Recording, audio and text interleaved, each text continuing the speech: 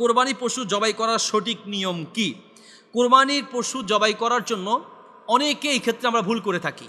কোরবানির পশু নিজে জবাই করার চেষ্টা করবেন, এটা তো কোনো কঠিন কোনো বিষয় না। আমরা অনেকে ভয় পাই, মনে করি যে হুজুরে কি মনে যেন পড়তেছে, এই জন্য হুজুরকে দায়িত্ব দেয়। একেবারে সহজ। এখানে হুজুরে ওই যে কিছু নাম হাতে নেয়, এখানে কিছু ভুল আছে।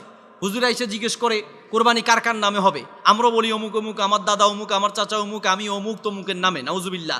আল্লাহ ছাড়া কারো নামে কোনো কোরবানি পশু জবাই হবে না। লা তাকুলু মিম্মা লাম ইউজকার ইসমুল্লাহি আলাইহি, আল্লাহ ছাড়া অন্য কারো নামে জবাই করলে সেটা খাওয়া যাবে না। বাকি আমাদের দেশে উদ্দেশ্য এটাই থাকে যে অমুক তমুকের পক্ষ থেকে বলার সময় ভুলে বলে নামে, তাহলে আমরা বলবো অবশ্যই কোরবানি পশু জবাই হবে অমুক অমুকের পক্ষ থেকে। কার নামে?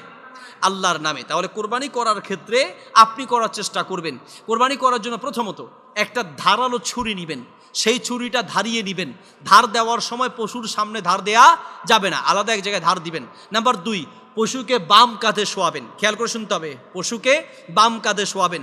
নাম্বার 3, পশুকে কেবলামুখী করবেন। নাম্বার 4, আপনি বাম হাত দিয়ে ধরে অথবা যদি না পারেন 2 হাত দিয়ে ধরে পশুর ঠিক গলায়, এই যে পশুর কানটা টানলে গলায় একটা উঁচু জায়গা আছে, ঠিক ওই বরাবর কোরবানির পশুর ছুরিটা চালাতে হবে। ঠিক আছে? আচ্ছা, এরপর হচ্ছে কোরবানির পশু জবাই করার আগে দোয়া আছে। কি সেই দোয়া? কোন দোয়া পড়বেন?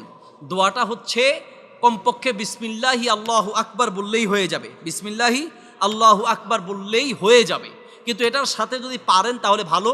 আল্লাহুম্মা ইন্না হাযা মিনকা ওয়ালাকা আল্লাহুম্মা তাকাব্বাল মিন্নি, নিজের পক্ষ থেকে হলে আল্লাহুম্মা তাকাব্বাল মিন্নি, আর যদি অন্য কারো পক্ষ থেকে হয় তাহলে আল্লাহুম্মা তাকাব্বাল মিন অমুক, কথার কথা আব্দুর রহমান সাহেবের পক্ষ থেকে তাহলে আল্লাহুম্মা তাকাব্বাল মিন আব্দুর রহমান, অথবা কথার কথা রাশেদের পক্ষ থেকে তাহলে আল্লাহুম্মা তাকাব্বাল মিন রাশিদ, অথবা নিজের পরিবারের পক্ষ থেকে আল্লাহুম্মা তাকাব্বাল মিন্নি ওয়া মিন আহলি। ঠিক আছে? এইভাবে যার পক্ষ থেকে আল্লাহুম্মা তাকাব্বাল মিন বলে সেটা যুক্ত করলেই হয়ে যাবে, যদি আরবি পারেন। আর না হলে বাংলা বললেই হবে, আল্লাহ এই কোরবানিটা অমুক অমুকের পক্ষ থেকে তুমি এটা কবুল করে নাও। বুঝাতে পেরেছি? এই ক্ষেত্রে বিসমিল্লাহি আল্লাহু আকবার অবশ্যই বলতে হবে। বিসমিল্লাহি আল্লাহু আকবার অথবা বিসমিল্লাহি আল্লাহু আকবার, এটা কমপক্ষে বলতে হবে। ভুলে যদি কেউ বিসমিল্লাহ আল্লাহু আকবার বলতে ভুলে যায় তাহলে কোরবানি হয়ে যাবে, অসুবিধা নেই, ভুলে যদি কারো বাদ পড়ে যায়। আচ্ছা, জবাই করতে গিয়ে অমুক অমুকের নাম বলার দরকার নেই, তবে জবাই করার আগে এই যে হুজুররা আমরা অনেকে বলি যে না এই নামটা আমার দরকার নেই, এটাও ঠিক না। নামের দরকার আছে, কিন্তু নামটা এই জন্য নয় যে এই নামের উপরে হবে, এই জন্য নয়। নামগুলো এই জন্য যে কার কার পক্ষ থেকে এটা আগে নির্দিষ্ট করে নেয়া। অনেক সময় এমন হয় জবাই করার পরে এসে ঝগড়া লাগে, এটা আমার পক্ষ থেকে বলছোস নি, অমুকের পক্ষ থেকে বলছোস, এরা ঝগড়া করে, এটা কার কার, এটা নিয়ে নিজেরা ঝগড়া করে। এই জন্য আগেই নির্দিষ্ট করে নেয়া যে কোরবানির পশুটা কার কার পক্ষ থেকে কোরবানি হবে। অবশ্যই এটা নিয়ত কেনার সময় হয়ে গেছে, কিন্তু তারপরও পরে যেন ঝগড়া না লাগে এই জন্য আগে জিজ্ঞেস করে নেওয়া ভালো। কিন্তু মনে রাখতে হবে কোরবানি কারো নামে নয়, অমুক অমুকের পক্ষ থেকে হবে। কোরবানি হবে কার নামে? আল্লাহর নামে। তাহলে আমরা যেটা বলতে চাচ্ছিলাম যে কোরবানি করার নিয়ম কি? ধারালো একটা ছুরি নেওয়া, পশুকে বাম কাঁধে শোয়ানো, হ্যাঁ, পশুকে কেবলামুখী শোয়ানো, যদি কেবলামুখী করা না যায়, বাম কাঁধে শোয়ানো না যায়, যেদিকেই হোক অসুবিধা নেই, কোরবানি হয়ে যাবে। উত্তম হচ্ছে কেবলামুখী শোয়ানো। তারপরে 4 নম্বর হচ্ছে দোয়া পড়ে কোরবানি করা। দোয়া করার সময় কমপক্ষে বিসমিল্লাহি আল্লাহু আকবার বলা। ঠিক আছে? 5 নম্বর হচ্ছে কোরবানির পশু তার প্রাণ যাওয়ার আগ পর্যন্ত তাকে খোঁচাখুচি করা যাবে না। জবাই করছেন, শেষ, এরপরে আবার কিছুক্ষণ ছুরি দিয়ে কাটা, কিছুক্ষণ তার চামড়া কাটা, তার রক বারবার খোঁচা দেওয়া ছুরি দিয়ে, এগুলো কোনোটাই উচিত হবে না। বুঝতে পেরেছি? প্রাণ বের হওয়ার আগ পর্যন্ত এইসব কোনো কিছুই করা যাবে না।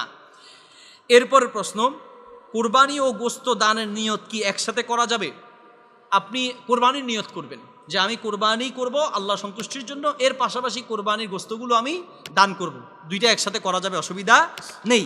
ভুলে বিসমিল্লাহ না বলে কোরবানি পশু জবাই করে ফেললে কোরবানি হবে কি না? এর উত্তর হচ্ছে ভুলে কেউ বিসমিল্লাহ না বললেও তার কোরবানি হয়ে যাবে, তবে ইচ্ছাকৃত কেউ বিসমিল্লাহ বাদ দিলে তার কোরবানি হবে না। বুঝতে পেরেছি? ইচ্ছাকৃতভাবে আল্লাহর নাম না নিলে হবে না, বরং অনিচ্ছায় যদি ভুলে বিসমিল্লাহ বলতে ভুলে যায় অসুবিধা নাই, তার কোরবানি হয়ে যাবে। কোরবানিতে শরীক সবার নাম জবাই করার সময় বলা কি জরুরি? কোরবানি করার সময় যাদের পক্ষ থেকে কোরবানি করা হবে তাদের নামের লিস্ট নেওয়া উচিত, কারণ যেন পরবর্তী ঝগড়া না লাগে। তাদের লিস্ট নিয়ে কার কার পক্ষ থেকে হবে সেই নামগুলো বলা, এটা হাদিসে আছে। কেমনে বলবেন? আল্লাহুম্মা তাকাব্বাল, যেমন রাসূল সাল্লাল্লাহু আলাইহি ওয়াসাল্লাম বলেছেন বিসমিল্লাহি আল্লাহু আকবার আল্লাহুম্মা ইন্না হাদা মিনকা ওয়ালাকা, আল্লাহুম্মা তাকাব্বাল মিন্নি, আমার পক্ষ থেকে। এরপরে আল্লাহুম্মা তাকাব্বাল বলে আল্লাহুম্মা তাকাব্বাল মিন আব্দুল্লাহ, মিন আব্দুর রহমান, মিন আব্দুল খালেক, মিন রাশেদ, মিন খালিদ। এইভাবে মানে কার কার পক্ষ থেকে আল্লাহ তুমি কবুল করো, এই জন্য নামগুলো নেওয়া উচিত। বুঝাতে পেরেছি? এটাকে আবার কেউ নাম নেয়ার বিরোধিতা করেন, আবার কেউ নাম নিতে গিয়ে বাড়াবাড়ি করেন। কেউ নাম নিতে গিয়ে বলেন যে অমুক অমুকের নামে কোরবানি হবে, এটা হলো একটা ভুল, বাড়াবাড়ি। আর কেউ বলেন যে না, নামের দরকার নেই, এটাও ভুল। কারণ আপনি কার কার পক্ষ থেকে রাসূল সাল্লাল্লাহু আলাইহি ওয়াসাল্লাম দোয়া করেছেন, আপনিও দোয়া করবেন, এই জন্য নামের লিস্ট নেওয়া যেতে পারে। তবে মনে রাখতে হবে কোরবানি হবে শুধু একজনের নামে, তিনি কে? আল্লাহ। আল্লাহ সুবহানাহু ওয়া তাআলা বলেন লা তাকুলু বিম্মা লাম ইউজকার ইসমুল্লাহি আলাইহি, যে পশু জবাই করার সময় আল্লাহর নাম নেওয়া হয় নাই সেই পশুর গোশত তোমরা খেও না, খাওয়া যাবে না, যদি কেউ ইচ্ছাকৃত বাদ দেয়। আর ভুলে যদি কেউ জবাই করার সময় বিসমিল্লাহ বলতে ভুলে যায়, তার কোরবানি হয়ে যাবে, ওই পশুর গোশত খাওয়া যাবে। তাহলে কোরবানিতে শরীক যারা আছে তাদের নামগুলো আগে নিয়ে নেওয়া উত্তম, ভালো। বাকি সেই নামগুলো না নিতে পারলেও এমনি জবাই করে ফেলছে, কার কার পক্ষ থেকে নাম বলেন, অসুবিধা নাই। কারণ যখন আপনি কোরবানি পশু কিনেছেন তখন তো আপনার পক্ষ থেকে এমনি নিয়ত ছিল, ঠিক কি না? কার কার পক্ষ থেকে এমনি হয়ে যাবে, নিতে হওয়া এত জরুরি নয়। বাকি নিলে এটা ঝগড়া থেকে বাঁচা যাবে এবং তাদের জন্য দোয়া করা যাবে। শিং ভাঙা পশু কি কোরবানি করা যাবে? শিং যদি সামান্য ভাঙা হয় অসুবিধা নেই, করা যাবে। শিং যদি বেশি ভাঙা হয় তাহলে সেই পশু দিয়ে কোরবানি করা মাকরু পর্যায়ের, কোরবানি হয়ে যাবে কিন্তু এটা মাকরু, করা উচিত নয়। এই ধরনের পশু দিয়ে আপনি টাকা দিয়ে কিনবেন, দাম একটু বেশি হোক, আপনি ভালো দেখে কিনবেন, একদম শিং, কান, নাক, চোখ, পা সব যেন ঠিক থাকে, দেখতে হৃষ্টপুষ্ট হয়, সেরকম কেনার চেষ্টা করবেন। বাড়ি করার জন্য জমানো টাকা দিয়ে কোরবানি করা যাবে কিনা? বাড়ি করার জন্য যে কোনো কিছুর জন্য হোক জমানো টাকা দিয়ে কোরবানি করা যাবে। কোরবানি কতদিন পর্যন্ত করা যাবে? কোরবানির দিন, এরপরের 2 দিন, তার মানে মোট হচ্ছে 3 দিন। কয়দিন? 3 দিন। 3 দিন পর্যন্ত কোরবানি করা যাবে। আর একটি রয়াত মতো 4 দিন পর্যন্ত করা যাবে, ঠিক আছে? তো আমরা সতর্কতার জন্য 3 দিনের মধ্যে ইনশাআল্লাহ সে কোরবানি করে ফেলবো। তবে সবচেয়ে উত্তম হচ্ছে কোরবানির দিন তথা জিলহজ মাসের 10 তারিখেই কোরবানি করে নেওয়াটা, কি যেদিন কোরবানির দিন মূল ওই দিনেই কোরবানি করা উচিত। কোরবানি গোশত দান করার চেয়ে নিজের পরিবারের জন্য রেখে দেওয়া কি উত্তম? মোটেও উত্তম নয়, বরং নিজের জন্য যা রাখবেন পাশাপাশি মিসকিনদের জন্য, ফকিরদের জন্য দান করাই উত্তম হবে। কোনো পশু না দাতালে ওই পশু দিয়ে কোরবানি করা যাবে কি? দাতানো দেখে পশু কিনাটাই হচ্ছে উত্তম, কারণ দাতানোর সাথে বয়সের সম্পর্ক আছে। কমপক্ষে ছাগলের ক্ষেত্রে 1 বছর, গরুর ক্ষেত্রে 2 বছর হতে হবে এবং উটের ক্ষেত্রে 5 বছর হতে হবে। যদি উপযুক্ত বয়স হয়ে যায় আর তারপরেও না দাতায়, তাহলেও সে পশু দিয়ে কোরবানি করা যাবে, অসুবিধা নেই। নাপাক অবস্থায় পশু কোরবানি করার হুকুম কি? নাপাক অবস্থায় কোরবানির পশু কোরবানি করলে কোরবানি হয়ে যাবে, অসুবিধা নেই। কোরবানি করার জন্য পবিত্র হওয়া জরুরি নয়, পবিত্র হয়ে কোরবানি করলে ভালো হবে, সেটা ভিন্ন মশালা। কিন্তু একবার পবিত্র হইতে হবে, নাপাকগ্রস্ত হলে কোরবানি হবে না, বিষয়টা এমন না।